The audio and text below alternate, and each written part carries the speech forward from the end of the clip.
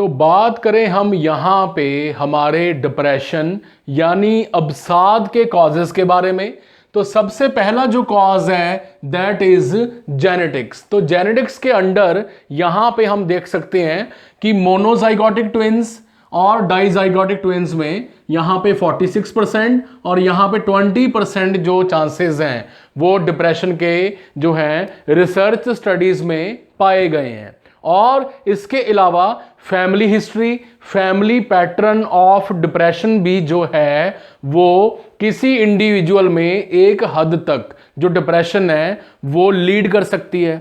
और second number पे बात करें एंडोक्राइन सिस्टम के बारे में, तो यहां पे कई सारे डिसऑर्डर्स हैं। कुशिंग सिंड्रोम है यहां पे, कुशिंग सिंड्रोम और एडिसन डिजीज, ठीक है जी, जो कि हमारे हार्मोन कॉर्टिसोल के साथ यहां पे एसोसिएटेड है। एडिसन डिजीज, थायराइड डिसऑर्डर्स हैं, हाइपोथायराइडिज्म, हाइपरथायराइडिज्म। इसके अलावा ग्रोथ हार्मोन, इंसुलिन का ज़्यादा होना कम होना भी जो है वो डिप्रेशन को लीड कर सकता है। And then is the organic causes. Organic causes में हमारी Alzheimer disease, dementia, delirium, Parkinson disease, thyroid disorders and vitamin B12 की डेफिशिएंसी जो है वो यहां पे देखने को मिल सकती है। फॉर एग्जाम्पल अगर हम बात करें यहां पे ड्रग एडिक्ट्स के बारे में, तो उनके अंदर जो ड्रिंक करने के बाद, अल्कोहल इनटेक के बाद स्टमक में जो इंट्रिंसिक फैक्टर्स बनते हैं वो बनना कम हो जाते हैं, जिससे विटामिन B12 हाइड्रोक्लोरिक एसिड के कांटेक्ट में आ जाता है, ठीक है, और डैमेज हो जाता है। इससे उनकी बॉडी में विटामिन B12 की कमी हो जाती है और अल्टीमेटली अनीमिया एंड डिप्रेशन जो है वो यहाँ पे हो सकती है। और अब हम बात करेंगे हमारे इंपॉर्टेंट पार्ट के बारे में, साइकोलॉजिकल यहाँ पे पार्ट के बारे में। तो साइकोडायनामिक थ्योरी यहाँ पे क्या कहती है? साइकोडायनामिक थ्योरी कहती है कि अगर पेरेंट्स न्यूरोटिक हैं, अगर रेफ्रिजरेटर पेरेंट्स हैं, अगर कोल्ड पेरेंट्स हैं जिनको कोई फर्क नहीं पड़ता, बच्चा आके कुछ घर पे बता रहा है तो माँ बाप सुनने को रेडी नहीं है, ओवर प्रोटेक्टिव पेरेंट्स हैं, हर बात में इंटरफियरेंस है, बचपन में उसके साथ कोई चाइल्ड अब्यूज हुआ है और उसकी नेग्लिजेंस हुई है, नेग्लेक्ट हुई है, कोई चाइल्डहुड डिसऑर्डर है यहाँ पे, तो बच्चे के अंदर, इंडिविजुअल के अंदर जो एंगर है, गुस्सा है, वो धीरे धीरे उसके माइंड के अंदर भरना शुरू हो जाता है। और जब यही एंगर अपने तरफ जो पर्सन है अपने आप को वर्थलेस फील करना, होपलेस फील करना और गिल्टी फील करना, तो वहाँ पे डिप्रेशन जो है वो लीड कर सकती है। उसको कोई सुनने वाला नहीं है, उसके साथ कोई शेयर करने वाला नहीं है।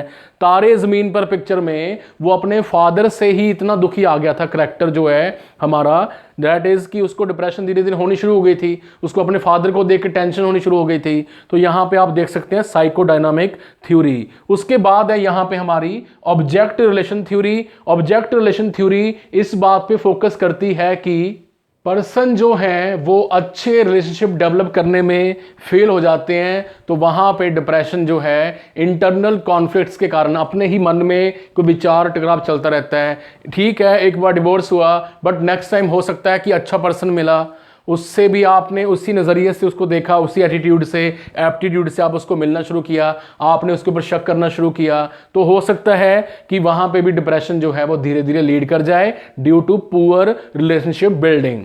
उसके बाद है बिहेवियर थेरेपी। ये पर्सन के अपने थॉट प्रोसेस हैं, उसका एक अपना बिहेवियर है, उसकी अपनी एक सोच और समझ है जिसके अकॉर्डिंग उसके अंदर डिप्रेशन डेवलप कर सकती है। कुछ लोगों का आपने देखा होगा नज़रिया फिक्स्ड ही होता है किसी चीज़ को लेके, रिजिड माइंडसेट होता है, फ्लेक्सिबल माइंडसेट होता है, कंजर्वेटिव माइंड होता है, ऑर्थोडॉक्स सोच होती है कि ट्रेडिशनल सोच के अकॉर्डिंग ही रहना है, मॉडर्न जमाने में कुछ नहीं रखा। तो ये बिहेवियर जो प्रॉब्लम्स हैं वो डिप्रेशन को लीड कर सकती हैं। उसके बाद है कॉग्निटिव थ्योरी। कॉग्निटिव थ्योरी और पर्सनैलिटी थ्योरी में ज़्यादातर जो पर्सन का अपना माइंडसेट है उसकी टाइप ऑफ पर्सनैलिटी है। फॉर एग्जाम्पल यहाँ पे पैरानॉइड पर्सनैलिटी है, हर बात पे शक करना, शक की निगाह से ही दुनिया को देखना, डिल्यूजन्स में रहना, डिल्यूजन ऑफ परसिक्यूशन, तो वहाँ पे जो डिप्रेशन है वो यहाँ पे लीड जो है कर सकती है, पर्सन को डिप्रेशन हो सकती है।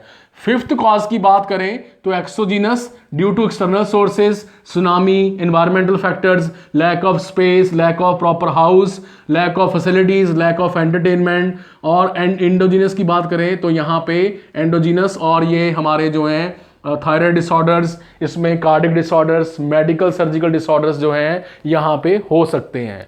और अब हम बात करेंगे कॉजेस के बाद साइकोडायनामिक्स के बारे में, यानी पैथोफिजियोलॉजी ऑफ डिप्रेशन के बारे में। तो जी यहाँ पे हमारे कई सारे कॉजेज हैं जो वहां पे लिस्ट आप देख रहे हो, वो उनके कारण किसी पर्सन का, सेकंड नंबर पे हम देख रहे हैं, पुअर कोपिंग मैकेनिज्म हो सकता है। वो अब एडजस्ट नहीं कर पा रहा, उससे हो नहीं रहा एडजस्ट, जितना वो कर सकता था, जितनी उसकी लिमिट थी पर्सन की, वो लिमिट अब यहाँ पे पहुंच चुकी है। और पुअर सोशल सपोर्ट है, समाज उसको समझ नहीं रहा, समाज में उसके family, friends, colleagues, family members जहाँ पे वो जॉब करता है वो सारे आ गए, और ऊपर से न्यूरोटिक पेरेंट्स हैं, उनकी थिंकिंग डिस्टर्ब्ड है, उनका जो माइंड सेट है वो घर पे तनाव रहता है। तो यहाँ पे पर्सन के लिए हर तरफ से जो रोशनी थी, जो लाइट थी, वो आनी बंद हो जाती है। ठीक है, उसको कोई रास्ता दिखाई नहीं देता। ऐसे में वो फिर जो है उसका माइंड, मन जो है बिखरना शुरू हो जाता है, उसका मूड डिस्टर्ब रहना शुरू हो जाता है, साइन एंड सिम्टम्स जो हमने पढ़े हैं वो आने शुरू हो जाते हैं। ऊपर से चलो ये तो ठीक है कि वहां पे समाज ने नहीं कुछ किया, यहां पे फिर उसकी खुद की डिस्टॉर्टेड कॉग्निटिव थिंकिंग आ जाती है। एंगर जो है उसका, गुस्सा कि मेरे साथ ही क्यों, मेरी किस्मत ही क्यों खराब है, वाई मी, हमेशा गॉड मेरा ही इम्तिहान क्यों लेते हैं, कब तक मैं पिसता रहूंगा, कब तक मैं पिसती रहूंगी, हमेशा ये जो मेरी लक है एन मौके पे आके मेरा साथ क्यों छोड़ देती है, वगैरह वगैरह। ये उसका माइंड अब पूरा लो हो चुका है, मन उदास हो चुका है, और ये उसका जो लॉस ऑफ सेल्फ एस्टीम है अब ये करेगा, उसमें हीन भावना जो है वो आ जाएगी, worthlessness, hopelessness, lack of light, कहीं से भी सपोर्ट नहीं मिल रहा, माइंड बंद हो चुका है। तो यहाँ पे सेल्फ एस्टीम जो है, कुछ कर गुजरने की भावना, जज्बा जो है, पैशन जो है, जो हमारा एंथुसियाज्म है, वो कम हो जाएगा। ठीक है जी, पर्सन जो है वो लो फील करेगा। इसके बाद इसको बोलते हैं प्राइमरी रिस्पॉन्स। यहाँ पे प्राइमरी रिस्पॉन्स उसका अब तक पुअर ही रहा है। और पुअर ईगो,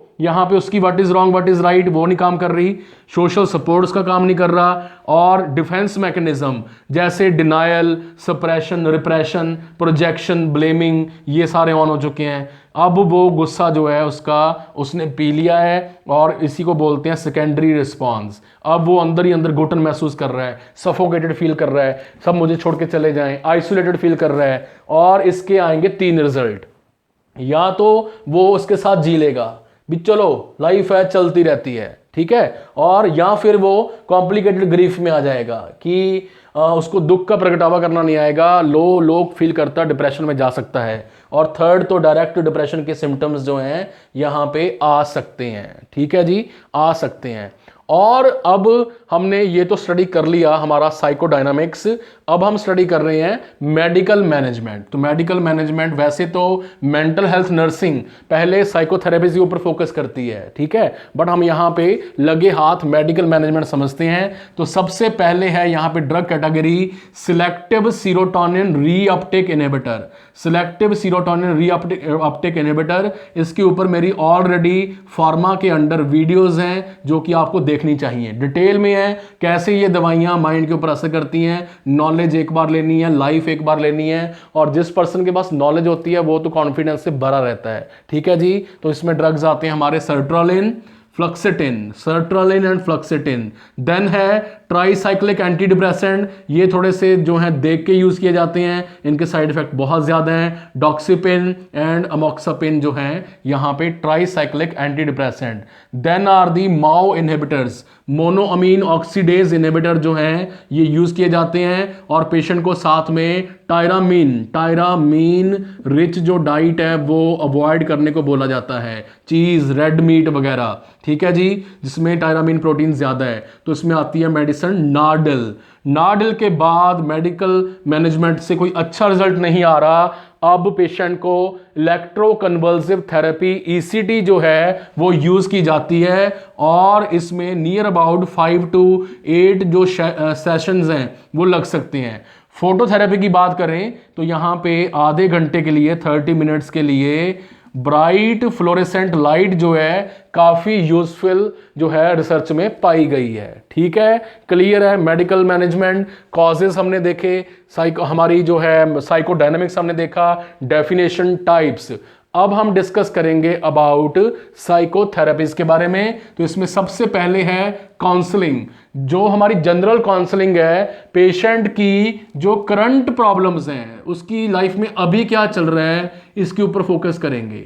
ठीक है, पहले क्या था उसके ऊपर फोकस करेंगे, अब क्या चल रहा है, कितना फर्क पड़ा पहले और आज की लाइफ में, कितनी चेंजेस आई, ये सारी इसमें स्टडी की जाती हैं। कॉग्निटिव बिहेवियर थेरेपी फोकस करती है कॉग्निटिव डिस्टॉर्शन के ऊपर।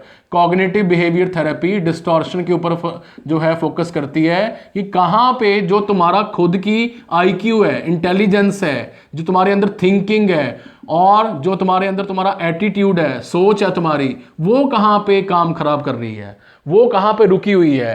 तुम इस चीज को ऐसे ही क्यों देख रहे हो कि मेरे साथ ही ऐसा क्यों, तुम ये क्यों नहीं कह रहे कि मेरे को ही गॉड ने चुना है अपना बेस्ट सोल्जर समझ के, तो मैं ये कंपटीशन लड़ूंगा, मैं ये नीट का एग्जाम दोबारा दूंगा, मैं एनक्लेक्स आरएन दोबारा दूंगा, मैं जो है ये आइल्स का एग्जाम दोबारा दूंगा, नर्सिंग में सप्लीमेंट्री एग्जाम आते हैं तो मैं दोबारा दूंगा। तो ये आईक्यू की बात है, गिरना गलत नहीं है, गिरे रहना गलत है। तो कॉग्निटिव थ्योरी यहां पे फोकस करती है। इंटरपर्सनल जो हमारी यहाँ पे थ्योरी है, इंटरपर्सनल यहाँ पे साइकोथेरेपी, ये रिलेशनशिप बिल्डिंग के ऊपर फोकस करती है। Interpersonal psychotherapy focus on relationship, कहाँ पे रिलेशनशिप में कमी है, दूसरी पार्टी क्या कह रही है, थर्ड पार्टी क्या कह रही है, रिश्तों में कहाँ पे तनाव है, ये इंटरपर्सनल थ्योरी पे फोकस करेगी ये चीज़ साइकोथेरेपी।